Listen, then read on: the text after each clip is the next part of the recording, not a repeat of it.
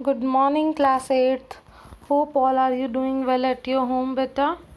It's your political science class time, and we will start your third chapter, that is role of the parliament.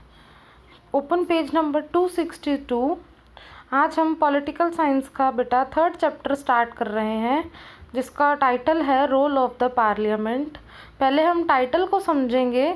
Basically role of the parliament का मतलब है कि संसद की क्या भूमिका है, जो संसद है हमारा उसकी क्या भूमिका है.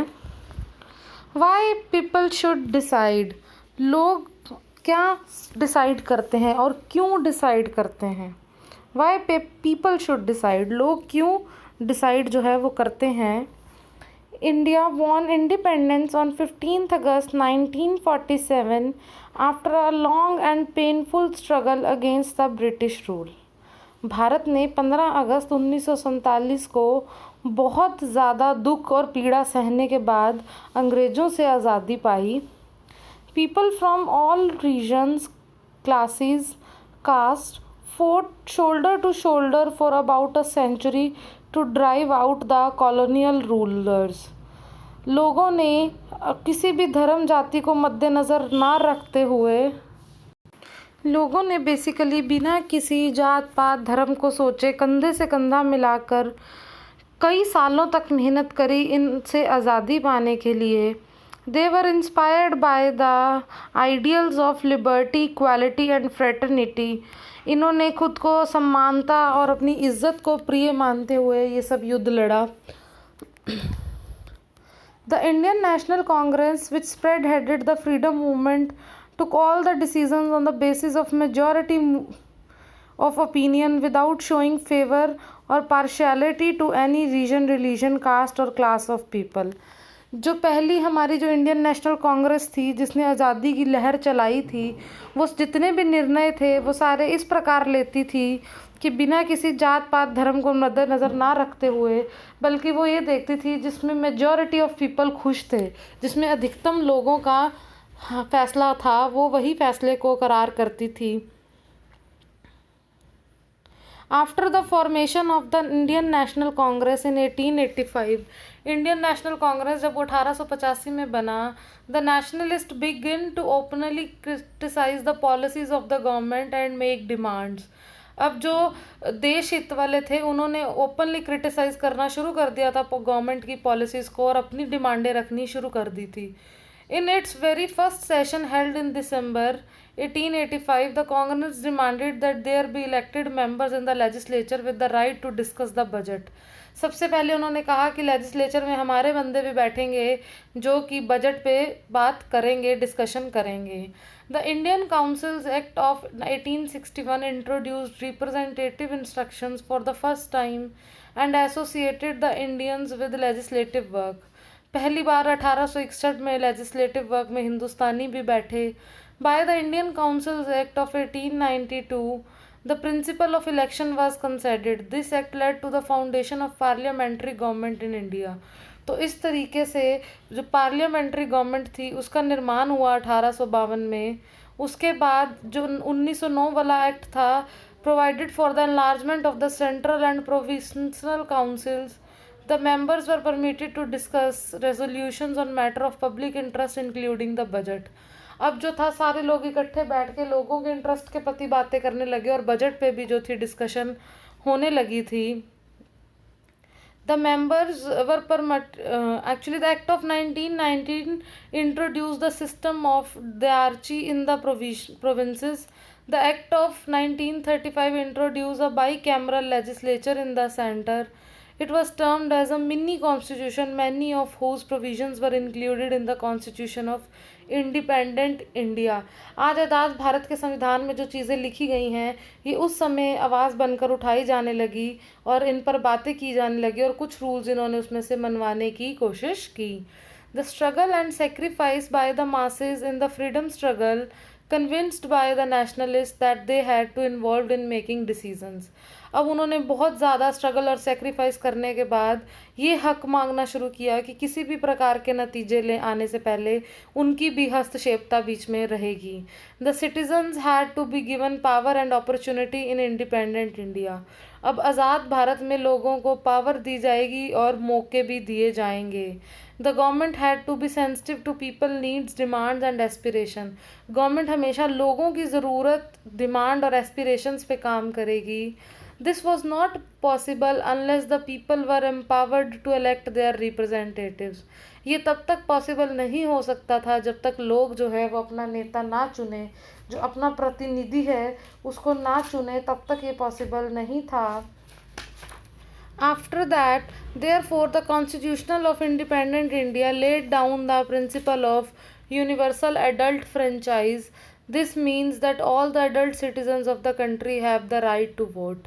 फिर आया एडल्ट फ्रेंचाइज, जिसमें सबको ये अधिकार दिया गया कि जो एडल्ट्स हैं भारत के वो वोट डालेंगे और अपना प्रतिनिधि चुनेंगे। एडल्ट फ्रेंचाइज बेसिकली ये था कि 18 या 18 वर्ष से ऊपर की उम्र के जितने भी लोग हैं उन सब को वोट डालने का अधिकार है। पीपल एंड देयर रिप्रेजेंटेटिव्स, लोग और उनके प्रतिनिधि। Should adult franchise be introduced involving an increase in the electorate from 35 million to 170 million. There was a long heated discussion among the members of the Constitution Assembly. Maulana Abdul Kalam Azad advocated its deferment for 15 years.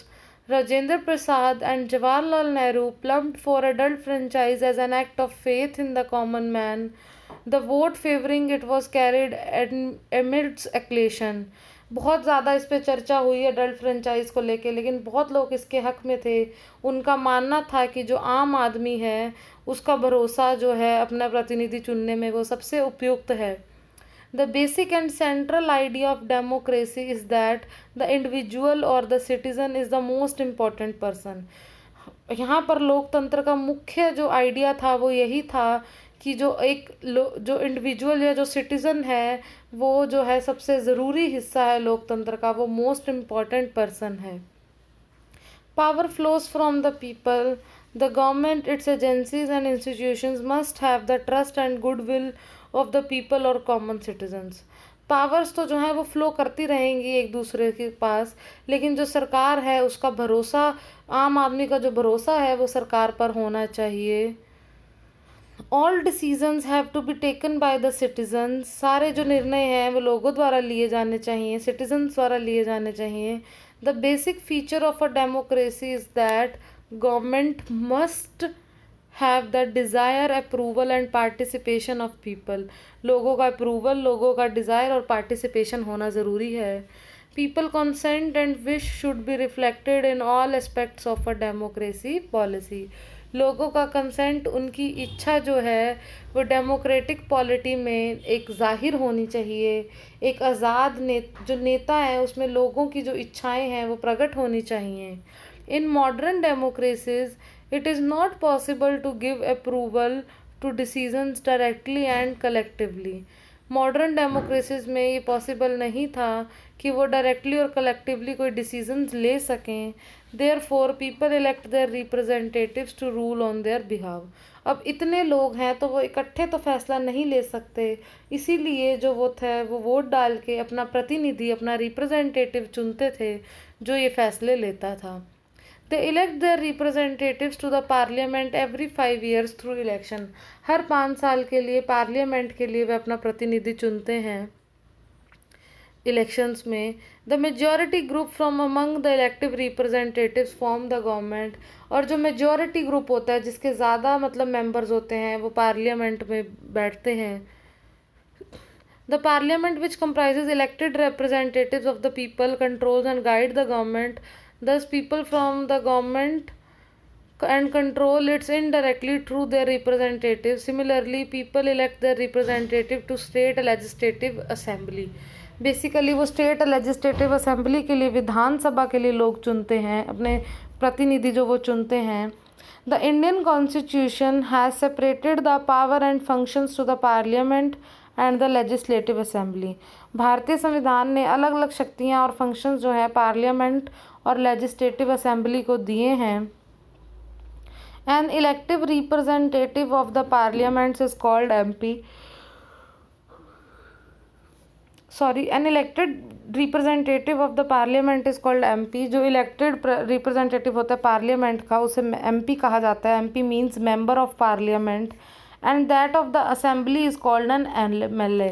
और जो assembly का होता है उसे MLA कहा जाता है, means member of legislative assembly. Next is the role of the parliament, की भूमिका क्या है पार्लियामेंट की, रोल क्या है संसद का। The parliament of India consist of the president and the 2 houses, the Rajya Sabha, the Lok Sabha. Parliament जो है वो 2 भागों में बटा है और ये प्रेसिडेंट द्वारा कंसिस्टेड है। इसे इन 2 भागों को राज्यसभा और लोकसभा कहा जाता है। The president of India is a constituent part of the parliament. जो प्रेसिडेंट है वो पार्लियामेंट का कॉन्स्टिट्यूएंट पार्ट है। He does not sit on participate in discussion in either of the 2 houses. वो दोनों में से किसी में भी नहीं बैठता और ना ही किसी की डिस्कशन का हिस्सा बनता है, ना लोकसभा ना Rajya Sabha. The Lok Sabha consists of members directly elected by the people. It is elected every once 5 years. The country is divided into 543 parliamentary constituencies. Each of constituencies elect one person to the Lok Sabha. Lok Sabha के जो member हैं direct लोगों द्वारा चुने जाते हैं। ये 543 constituencies हैं हमारी और उन जगहों पर एक एक बंदा जो जीत के जो है वो पार्लियामेंट का जो लोकसभा का हिस्सा बनता है। The candidates contesting elections belong to various political parties. ये सारे अलग अलग political parties से नाता रखते हैं। The president has the power to nominate 2 members from the Anglo-Indian community. President के पास इतनी पावर होती है कि वह कोई भी 2 नाम जो है वो नॉमिनेट कर सकता है एंग्लो इंडियन कम्युनिटी में से। The present Lok Sabha has 545 members. अब जो प्रेजेंट लोकसभा है उसमें 545 मेंबर हैं। The total strength of the Lok Sabha can not exceed 550 members. 550 की सीमा तय है, इससे ज़्यादा पार्लियामेंट में जो मेंबर्स हैं, जो संसद के जो लोग हैं वो नहीं हो सकते। The Rajya Sabha consist of 250 members. जो राज्य की सभा है उसमें 250 मेंबर्स हैं। 12 members out of these are nominated by president. इसमें से जो 12 प्रतिनिधि हैं वो प्रेसिडेंट द्वारा जो है वो नियुक्त किए जाते हैं, वह राष्ट्रपति द्वारा नियुक्त किए जाते हैं। नीचे हमारे यहाँ पार्लियामेंट की फ़ोटो दी गई है और राज्यसभा और लोकसभा के व्यूज़ भी दिए हुए हैं इमेजेस में। The rest are elected by the states. 250 में से 12 प्रतिनिधि राष्ट्रपति द्वारा घोषित किए जाते हैं और बाकी के जो हैं स्टेट इलेक्शंस के थ्रू इलेक्टेड होते हैं। The Rajya Sabha is a permanent body, it does not get dissolve. Rajya Sabha जो है वो परमानेंट है, वो डिज़ोल्व नहीं होती। Members are elected for 6 years and every 2 years 1/3 of its member retire. इसके जो लोग हैं वो 6 सालों के लिए प्रतिनिधि चुने जाते हैं और हर 2 सालों बाद 1/3 हिस्से को रिटायर कर दिया जाता है। So this is basically all about the chapter parliament, कि कैसे है, कैसे कैसे काम करते हैं, कैसे मेंबर्स इलेक्ट होते हैं, ये सब हमने पढ़ा। कि बेसिकली हमने देखा कि पार्लियामेंट का रोल क्या है, पीपल क्यों डिसाइड करते हैं, कैसे अपने रिप्रेजेंटेटिव्स को डिसाइड करते हैं, कैसे लोकसभा राज्यसभा काम करती है। तो बेसिकली यही था। हम नेक्स्ट वीडियो में कंटिन्यू करेंगे। Okay, thank you.